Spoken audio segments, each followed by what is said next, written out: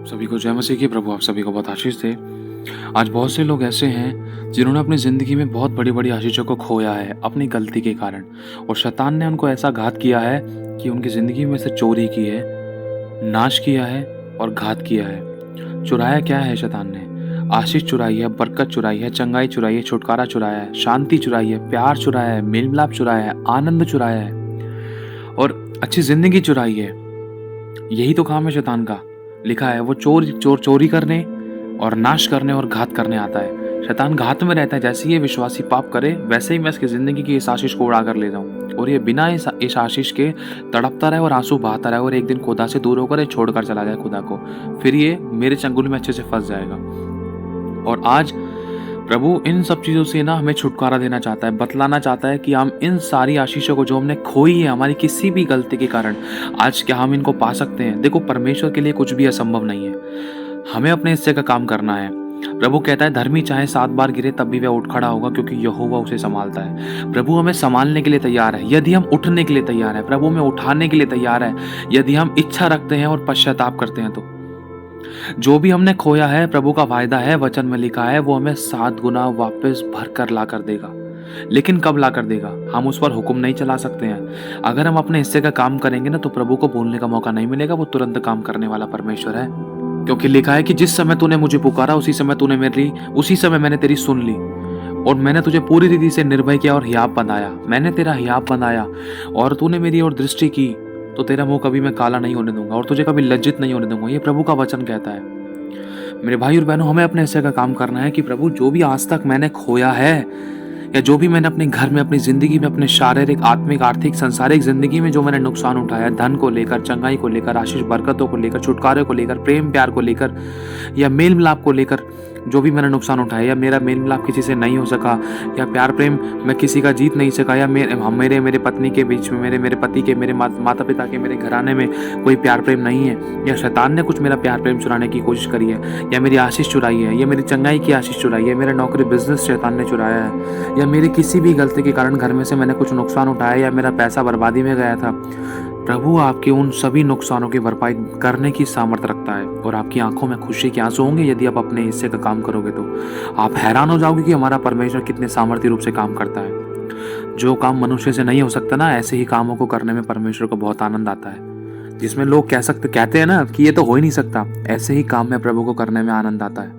अब तो उसको मैं ज़रूर करके दिखाऊंगा। तूने मेरे बेटे और बेटी को कैसे बोला कि नहीं हो सकता, हो ही नहीं सकता, नहीं हो सकेगा, तू उठ नहीं सकेगा, तू चंगी नहीं हो सकेगी, तुझे आशीष नहीं मिल सकेगी, तू बरकत नहीं पा सकेगा। बहुत सारी चीज़ बोलते हैं ना लोग, बहुत सारे लोग टीज देते हैं ना, आपको दिल दुखाते हैं ना, उंगली उठाते हैं ना, कमज़ोर बनाते हैं ना उनके शब्द। आपको कमज़ोर नहीं पड़ना है।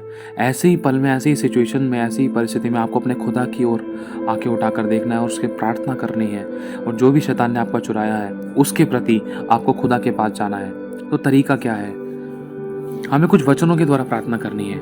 ये वचन ध्यान से सुनना आप लोग। नीति वचन में भी लिखा है, मती में भी लिखा है, लूका में भी लिखा है। देखो, सबसे पहली बात यह है कि हमें पश्चाताप करना जरूरी है। यदि हम चाहते हैं जो भी हमने खोया है, चाहे कोई भी ऐसी ब्लेसिंग है, चाहे कोई भी आपका काम रुका हुआ है, तो इसका मतलब ये बात है कि आपने कहीं ना कहीं उस काम को, पूरा होने वाली आशीष को खो दिया है। जैसे मान लो मेरा पासपोर्ट है, मेरा पासपोर्ट बन नहीं रहा है, तो मैंने उस पासपोर्ट के पूरा होने वाली आशीष को खो दिया कि मेरा पासपोर्ट आज कल की डेट में मेरा पासपोर्ट बन जाना चाहिए था। लोगों का बन रहा है लेकिन मेरा नहीं बन रहा है। क्यों नहीं बन रहा है? मैंने उस आशीष को खो दिया था किसी न किसी गलती के कारण। यदि आज मैं पश्चाताप करके माफ़ी मांगकर अपनी सारी आशीषों को शत्रु से 7 गुना वापस छीनूं, तो मेरा पासपोर्ट तुरंत बन जाएगा। प्रभु रास्ते खोलेगा। ऐसा हुआ है। जब इन चीज़ों को हमने हल्के में लिया, रहे तो होना ही था, तकलीफ तो होनी थी, उम्र तो इतनी हो गई, बीमारी तो आनी थी। क्यों आनी थी? प्रभु के वचन में लिखा है कि मैं तुम्हें बूढ़ा होने के बाद भी तुम्हें लिया चरा फिला करूँगा। तुम दौड़ोगे, थकोगे नहीं, चलोगे, श्रमित नहीं होगे, तुम मुकामों की नहीं उड़ोगे, क्योंकि मैं तुम्हारा बल होऊंगा। लेकिन आज इंसान कहता है अरे इतनी उम्र में तो दवाई गोली खानी ही थी, परेशानी तो होनी ही थी। क्यों होनी थी?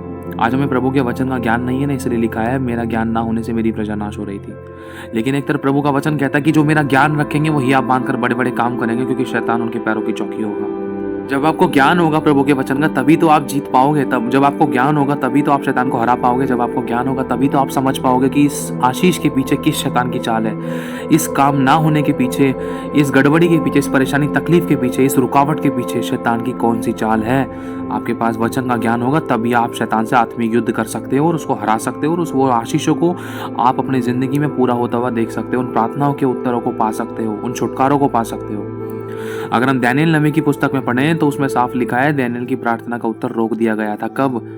जब दानियेल ने और दानियेल के लोगों के बिहाव पर जब तक दानियेल ने पश्चाताप नहीं किया था तब तक वो रुका हुआ था। लिखा है जैसे ही दानियेल ने अपने और अपने लोगों, अपने इजराइलियों के बिहाव पर पश्चाताप किया, माफी मांगी, क्षमा मांगी, तब ही से परमेश्वर ने अपने दूत को भेज दिया, जा मेरे उत्तर को, मेरी बात को, मेरे संदेश को दानियेल नबी तक पहुंचा और उसको प्रवीणता और बुद्धि का वरदान दे।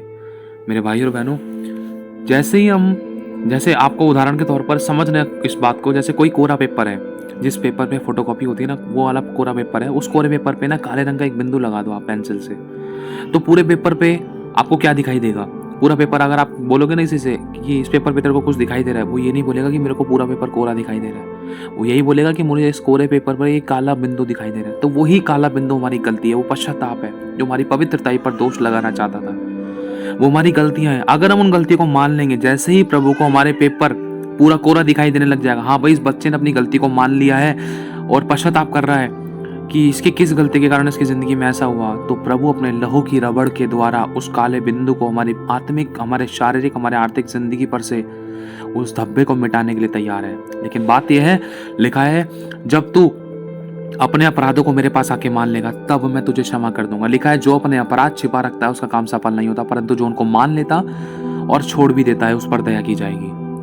तो मेरे भाई और बहनों, सबसे पहला काम हमें ये करना है, जो भी आपका खो गया है उसको एक पेपर पे लिख सकते हो आप, अगर आपको याद नहीं है। अगर आपको प्रार्थना करते टाइम याद नहीं आता तो आप उस बात को पेपर पे लिख सकते हो जो आपने खोया है।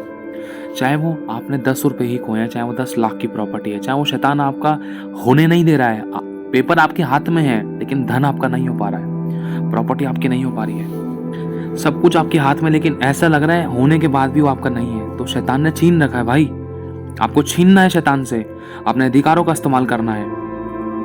तो आपको उन बातों को पेपर पे लिखना है। अगर आपको याद नहीं रहता तो लिखकर आपको प्रभु के साथ संगति करनी है, बैठना है। हो सके तो कोशिश करना कि उपवास में आओ, चाहे आप आधे घंटे का उपवास रखो, चाहे 1 घंटे का, चाहे पूरे दिन का, वो आपकी मर्जी, जितना आप रख सको। लेकिन उस उपवास के दौरान आपको अपनी जुबान पर लगाम लगाना है, नियंत्रण रखना है, पवित्र जीवन जीना है, बुराई से बैर करना है। हो सके तो कोशिश करें कि प्रभु की उपस्थिति में ज़्यादा से ज़्यादा बैठें। तो उस उपवास के दौरान आप प्रार्थना करें।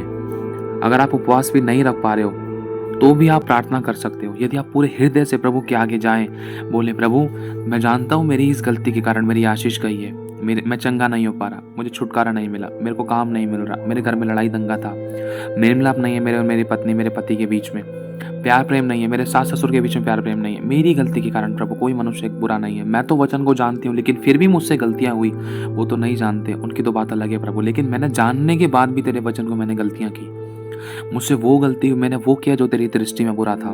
दानियेल ने इस बात के लिए प्रार्थना करी कि प्रभु हमने तेरे विरुद्ध में पाप किया है, प्रभु तेरे वचन के विरुद्ध में पाप किया है, हमने मनुष्य को खुश किया है।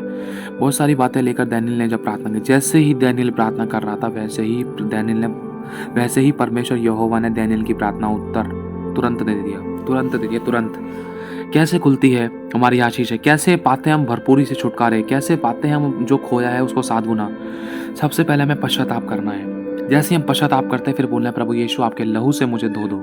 जैसे हम यीशु के लहू को अपने ऊपर मांगते हैं, अपने लोगों पर, अपने घर बार पर, अपने काम धंधों पर मांगते हैं, अपने नौकरी बिजनेस पर, यीशु तेरे लहू को लगाते, तेरे लहू से मेरे शरीर से, मेरे प्राण से, मेरे आत्मा से, मेरे जीवन से जुड़ी हुई हर एक बात पर यीशु तेरे लहू लगाता हूँ। हर एक काम पर, मेरी अर्निंग और सेविंग पर, मेरे अकाउंट्स पर, मेरे घर पर, मेरे रिश्ते नातों पर, मेरे माता पिता, मेरे भाई बहन पर यीशु तेरे लहू को लगाता हूँ। जैसे ही आप लहू को लगाते हो, पश्चाताप करके माफी मांगते हो, तो उसके बाद आपको तुरंत वचन बोलना है। क्या आपको बांधना है? किनको? उन दुष्ट आत्माओं को जिन्होंने आपकी आशीषें चुराई थी।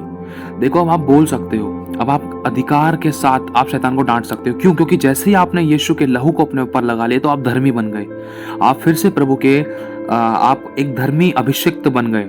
और एक धर्मी अभिषिक्त को शैतान छू नहीं सकता है।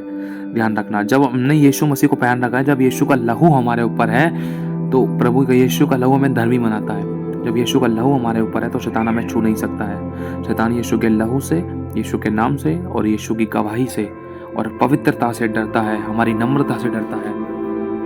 तो सबसे पहला आपको काम करना है पश्चाताप का। जैसे आप पश्चाताप करते हो, यीशु के लहू को अपने ऊपर, अपने घराने पर लगाते हो, तो जिस एरिया में आपकी ज़िंदगी में वो गड़बड़ियाँ थी, उस गड़बड़ी वाली वस्तु पर यीशु के लहू को जब आप लगाते हो, लगाने के बाद आपको उन गंदी दुष्ट आत्माओं को बांधना है जो आपकी गवाहियों के खिलाफ है, जो आपकी गवाहियों के विरुद्ध में है। उन गंदी दुष्ट आत्माओं को बांधना है। गंदी आत्मा जो मेरी आशीष को चुराती है, बरकत को चुराती है, मेरी चंगाई को चुराती है, मेरे कामों को होने से रोकती है, मुझे टेंशन देती है, चिंता देती है, परेशानी देती है, या डिप्रेशन देती है, या लड़ाई दंगा कराती है, मेरे काम में रुकावट डालती है, मुझे आशीष पाने नहीं देती, या मेरे को प्यार प्रेम नहीं करने देती मेरे माता पिता के साथ या मेरी पत्नी के साथ, हमेशा लड़ाई दंगा कराती है। ऐसी गंदी आत्माओं को यीशु तेरे नाम से मैं बांध देता हूँ, बांध देती हूँ।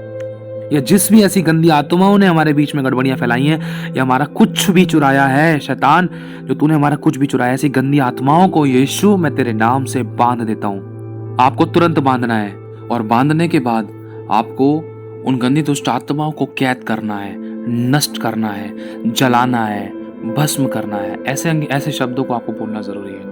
ये शब्द बोलना ज़रूरी है क्योंकि देखो, अब जब मान लो कोई घर है, उस घर के अंदर वो घर का मालिक था, अब उस घर के मालिक सो रहा था, तो चोर आया उसके घर के अंदर, घर के दरवाजे खुले हुए थे, वो मालिक ने सावधानी नहीं बरती, मालिक प्रार्थना करके नहीं सोया, स्वर्गदूतों को लगा के नहीं सोया अपने घर के चारों तरफ, तो उसकी ज़िंदगी में चोर आया और उसने उसका सोना चांदी आशीष बरकत सब आत्मिक और शारीरिक सब कुछ चुरा लिया।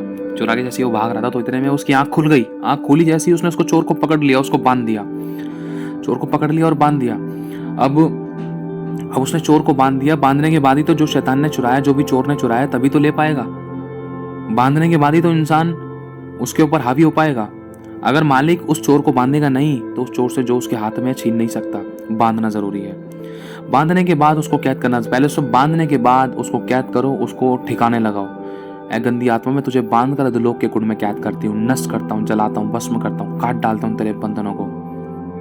बांधने के बाद जब उसको नष्ट करते हैं, हम जलाते हैं या हम कैद करते हैं, उसके बाद हमें अंगीकार करना है, प्रभु तेरे वचन में लिखा है जब चोर पकड़ा जाएगा तो 7 गुना वापस भर कर देना पड़ेगा, वरन उसके घर का भी सारा धन खाली कर लिया जाएगा। घर का भी सारा धन खाली कर लिया जाएगा, ऐसा लिखा है नीति वचन में। प्रभु जब चोर पकड़ा जाएगा तो 7 गुना वापस भर कर देना पड़ेगा, वरन उसके घर का भी सारा धन खाली कर लिया जाएगा।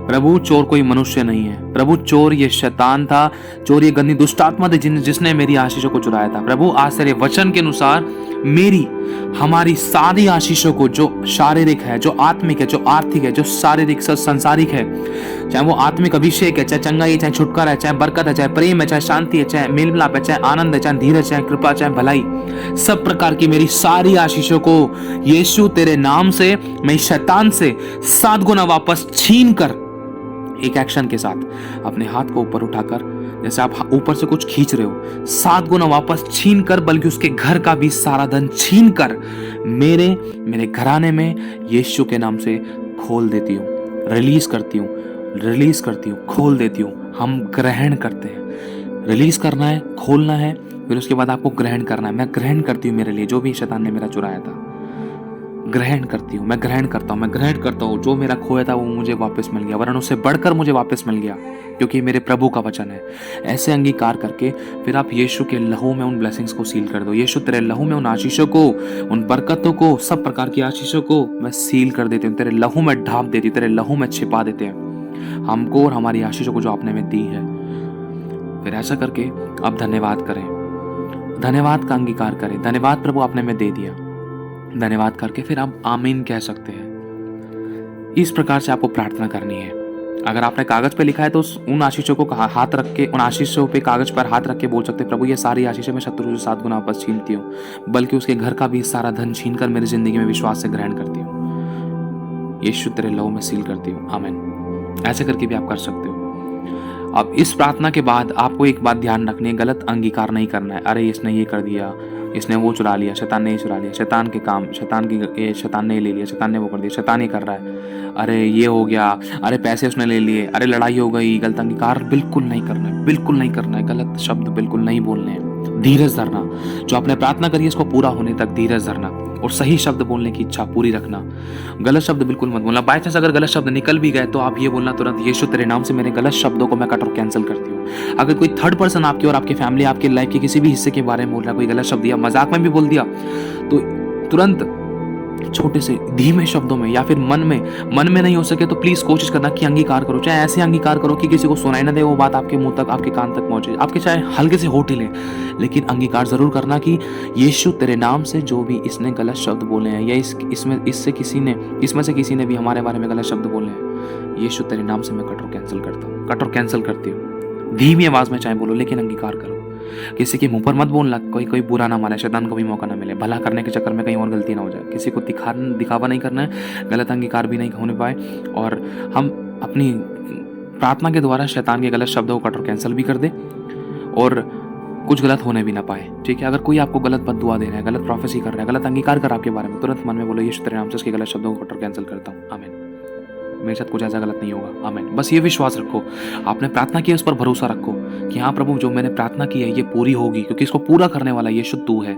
मेरा विश्वास तुझ पर है और मैं विश्वास करता कि जो प्रार्थना मैंने प्रभु तुझसे की है तू उसको सुनेगा और उत्तर देगा, आमीन। तो ये तरीका है, इस प्रकार से आप शैतान से छीन सकते हो। अगर आपकी जिंदगी में आपको कोई नुकसान दिखाई दे रहा था या भविष्य में कुछ भी ऐसा लग रहा था या कुछ भी आपका खोया था, कुछ भी शैतान ने आपका चुराया था या जो होने के बाद भी आपका नहीं था, चाहे कोई प्रॉपर्टी थी, चाहे कोई धन था, आप शैतान से छीन सकते हो।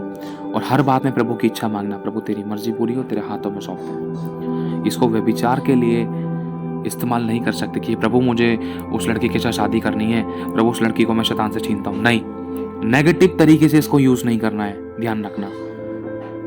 शैतान को बिल्कुल मौका नहीं देना, क्योंकि ध्यान रखना प्रभु हमें वो देता जो हमारे लिए अच्छा होता है, प्रभु हमें वो नहीं देता जो हमारे लिए अच्छा नहीं होता।